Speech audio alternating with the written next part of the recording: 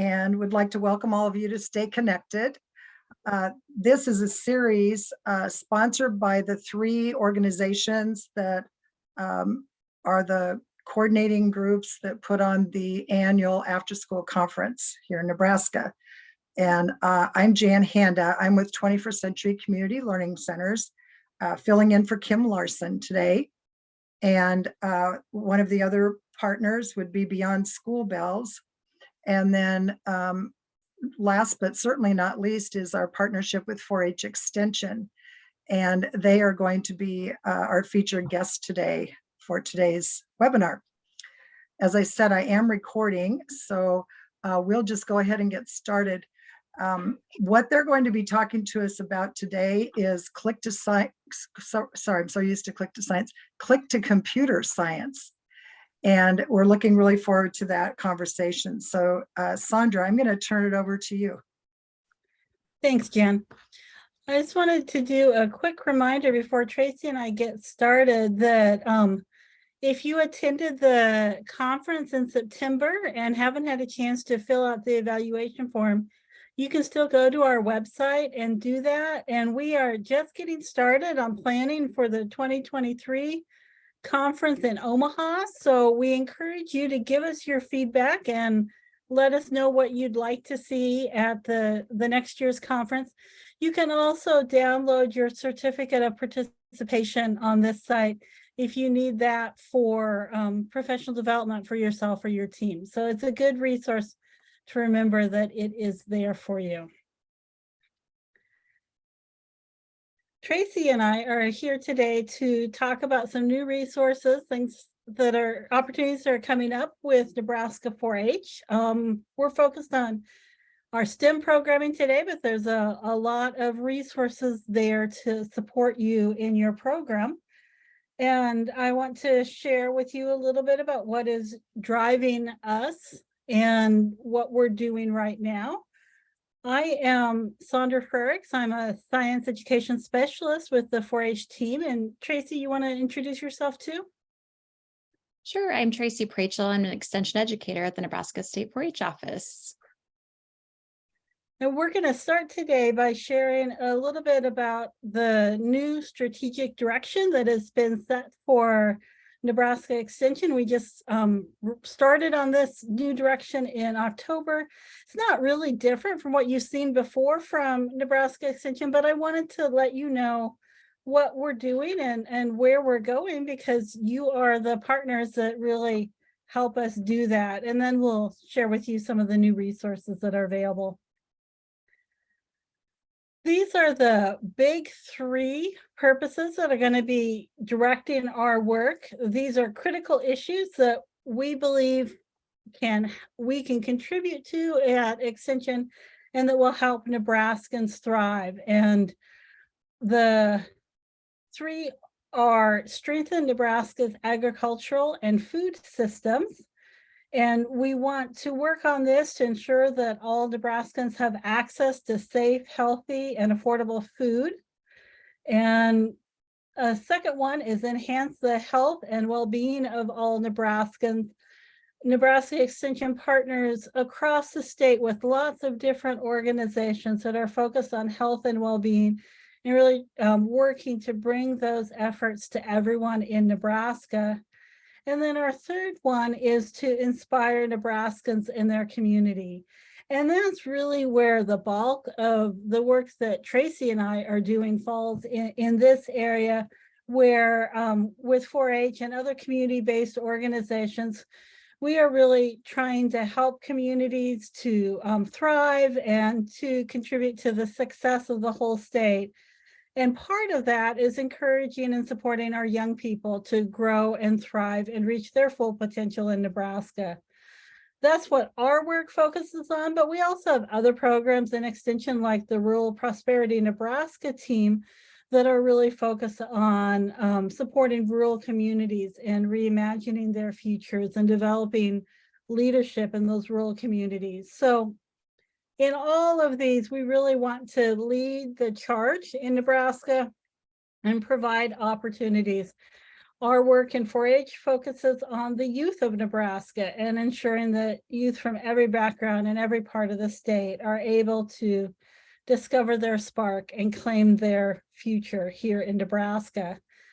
And I just wanted to share that. That's kind of what we're focusing on, what we're going to be really talking a lot about coming forward. So I wanted to be sure that you had heard that and were on board with what we're looking at when we talk about the big three for Nebraska Extension. So as I said, we have resources from Click to Computer Science. We also have an update from Click to Engineering and about the STEM Mentors Project. So we have a lot to share with you today. Click to Computer Science is our place to send you to find resources about that are really focused on the intersection of computational thinking and positive youth development. Our approach to computer science is very rooted in youth development and helping youth reach their potential. The resources on Click to Computer Science are specifically designed for out-of-school time programs, and they're really focused on engaging all youth in computer science because we feel like developing computational thinking as a problem-solving strategy helps prepare youth for their future. And if students graduate from high school without having this skill, then they're really limited in terms of what they can pursue in the future. So we know that computational thinking can be a real game changer for students, and it can start as early as elementary school, that they start thinking about computer science and using computers to solve problems, to develop the strategies that they need for that, and to prepare them for a future in computer science. So one of the resources we want to share with you is a workshop that is coming up next week. And if you scan the QR code on the screen there, it'll take you right to the registration. This is a virtual workshop. It's 90 minutes focused on preparing yourself or your team to lead in computer science. It's free to register and it starts at 2 o'clock. Again, 90 minutes, it's hands-on, interactive. We'll be sending out the handouts and pieces that you need for that on Monday. But the goal is to really help you understand how to prepare computer science experiences that are relevant and engaging and appropriate for all youth, and to have some strategies, whether you're working frontline to develop programming for young people or you're training your team. You'll find this workshop useful.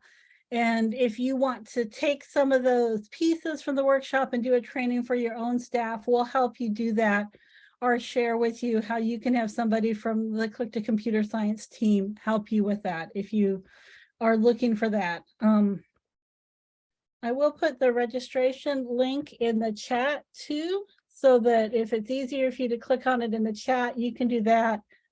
If you don't want to click on the QR code, right? I know sometimes that's a little challenging. See if I can talk, and there we go. Okay, the next resource I have to share, I know we're going fast, but we've got so much we want to talk about, and I want to make sure Tracy has time to share as well.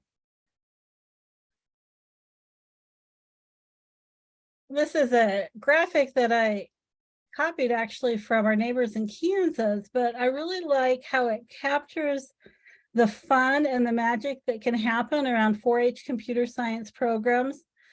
Computer science is a great way to help kids build confidence in themselves and in their future. And we have lots of resources at Click to Computer Science about how to make this really fun for kids and how they can understand that these are skills they can use to collaborate, to work together, to solve problems.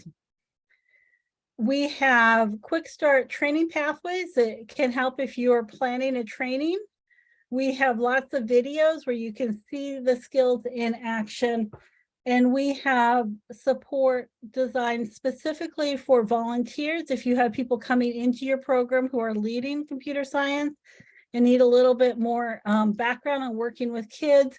We also have resources we've developed specifically for teen leaders, because a lot of people are using teen leaders in their computer science programming. So I encourage you to check out Click to Computer Science. If you haven't seen it, it's a fairly new part of the Click to Science team, and a lot of people haven't been there yet. So that is one of the resources I wanted to share with you.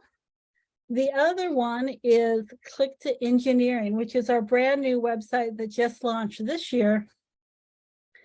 And it is about developing, engaging, and engineering together for staff in out-of-school programs and also for youth. We really think that learning about engineering by doing engineering is crucial, both for the youth we work with and our staff, our teams that are leading those activities. So we have lots of resources at Click to Engineering that are focused on learning engineering by doing engineering.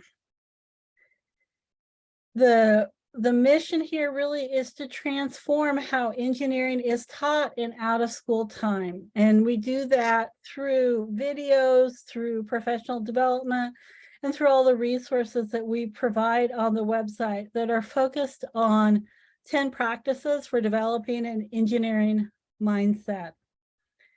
And we want to make sure that your team is prepared to really engage kids in engineering, maybe in a different way than what is already happening. And for a lot of our staff, they've never really engaged with engineering, so it's all new, and we want to give them the professional development resources that they need to be successful in this area.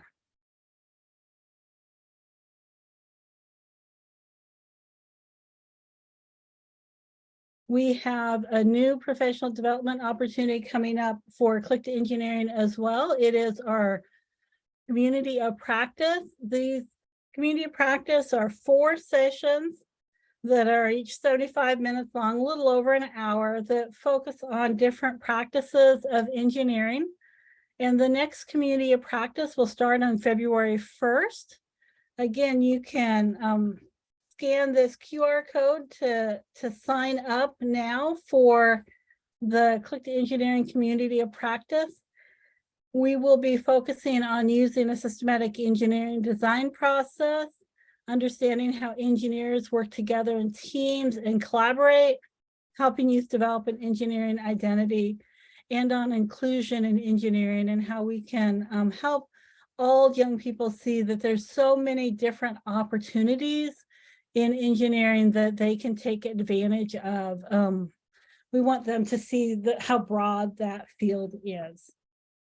So those are the resources that I wanted to share with you from our new Click to Computer Science and Click to Engineering sites. And now Tracy is going to take over a little bit to talk about what's new from STEM Mentors. Thanks, Saundra.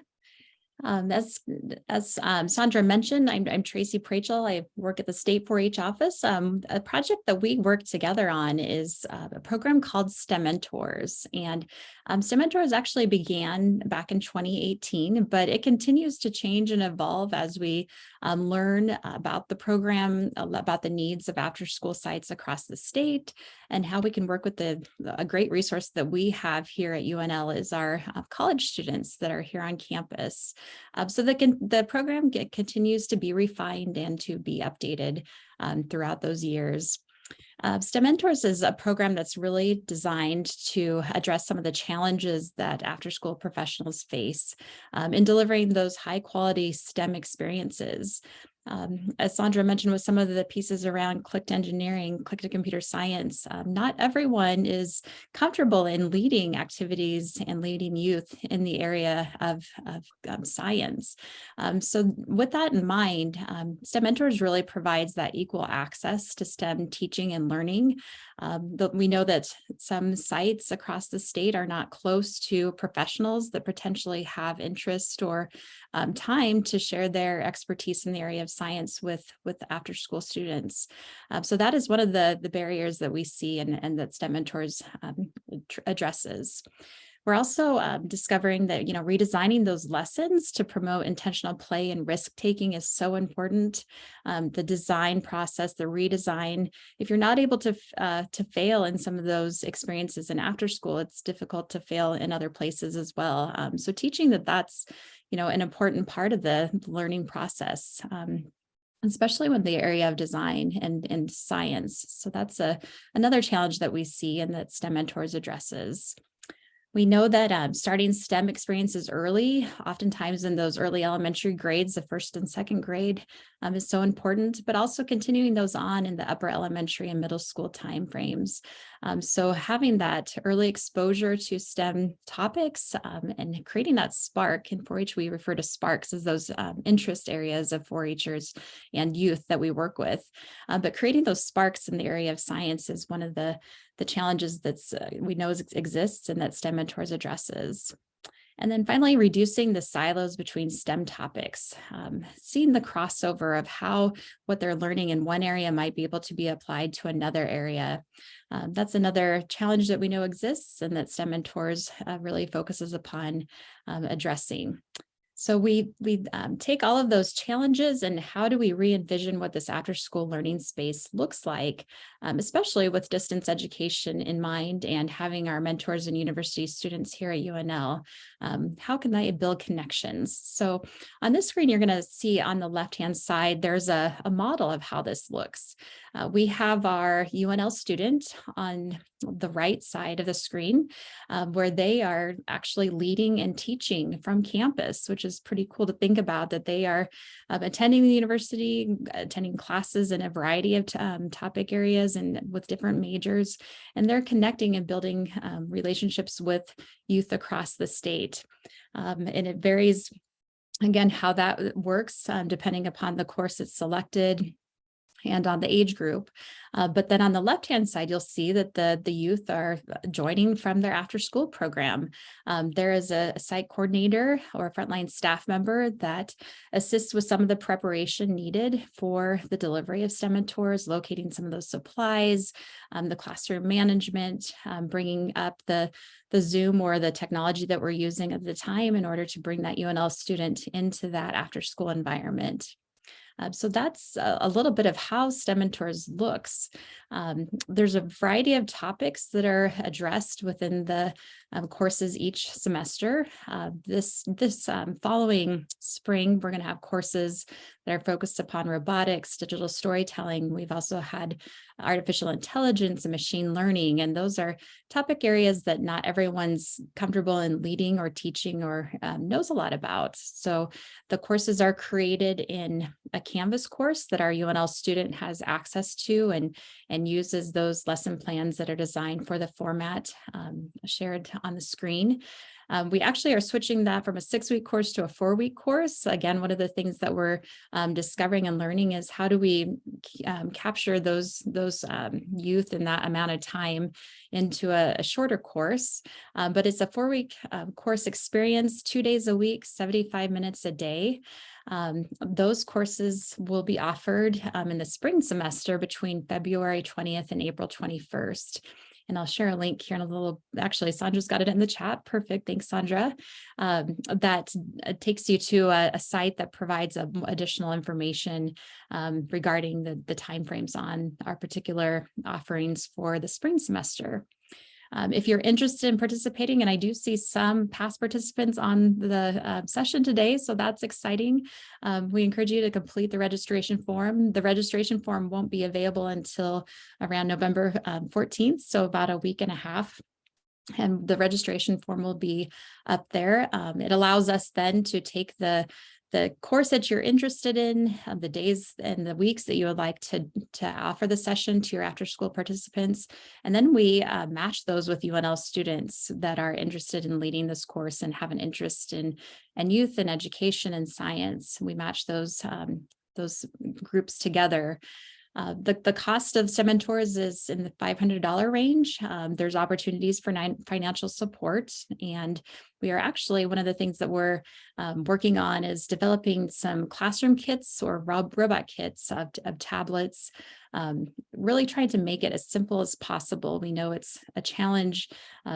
So many challenges we face in after school, but how do we make it even easier for sites that our STEM mentors are working with individually and can offer it in that way. So what we do is we match the STEM mentors with the schedule at your program site. We do provide some training for our e-mentors or our STEM mentors that are the UNL students leading the course. And we also offer a tech check. So we know technology is a big part of this program. And if that isn't working, the experience isn't as successful or productive as we want it to be. So we try to troubleshoot as much as we can ahead of time before your sessions. Together in partnership, we really work to increase that access to STEM learning experiences in the after school. And we also want to build those connections between your community and our UNL community here on campus with those UNL students. So I encourage you to take a look at the website. There's videos up there where you can hear from past e-mentors about the experience and what they found valuable as they were leading these after school courses right here on campus. So here's a map of where we have led these programs in the past. And again, we would love to see the number increase across the state and the reach become even broader. It's really our goal to bring this program and impact communities all across the state. And we're making progress, but we still have work to do, and we'll love to add a star upon your location. So again, the website's available. Registration's open between November 14th and we go into January 10th. That is when students begin to come back to campus, and we actually identify some of those students at the end of the fall semester as far as who will be working with us on this particular program. But that's when the matchmaking happens between sites and students. So that's some great information about STEM mentors. I have some additional items to share with other resources that we have available through our national counterparts and National 4-H Council. And Saundra, I know there's a slide for that. Perfect. Thank you. We here in Nebraska are a part of a national 4-H system of 4-H programs in every state across the country, which is very exciting because there's some wonderful resources that are being developed nationally. And one of those is an activity guide that has a variety of materials and activities that can be completed. The thing that I like the most about this activity guide is that there's a way to really identify which activities take the amount of time that you might have to fill within your after school program. The supplies are all listed there as well. So Saundra threw in the chat a web link, and there's also a QR code on the screen that can take you to that location for those activity guides.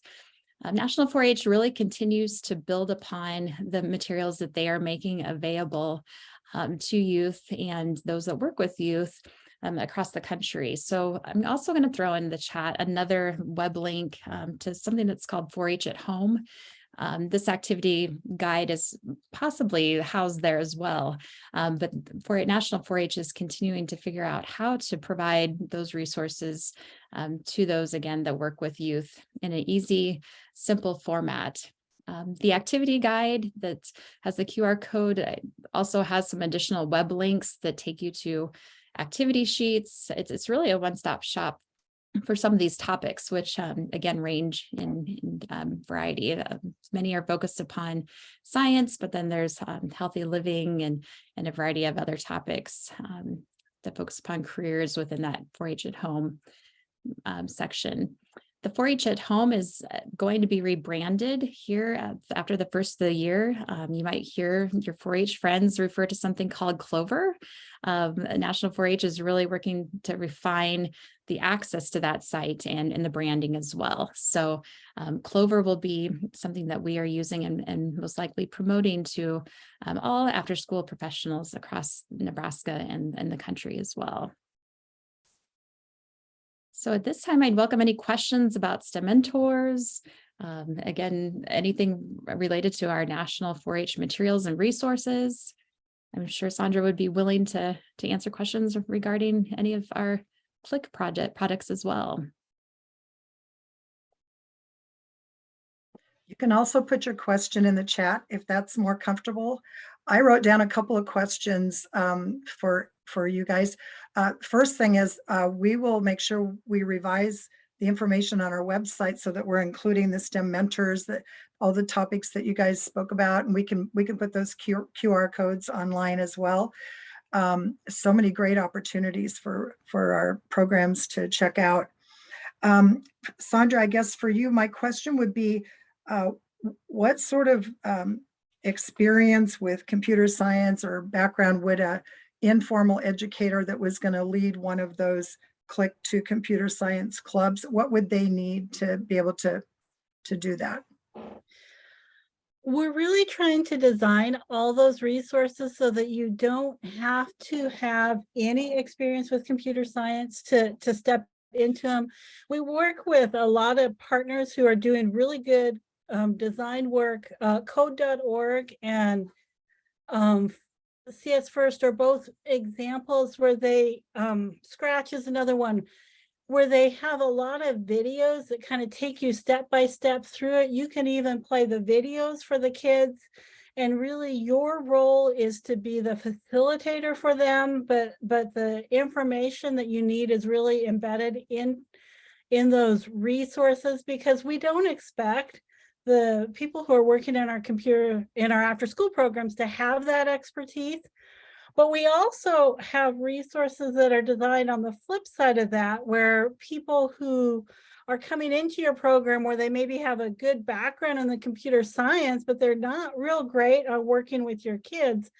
We have some resources to help them on the youth development side as well, because in this field in particular, we see both those problems.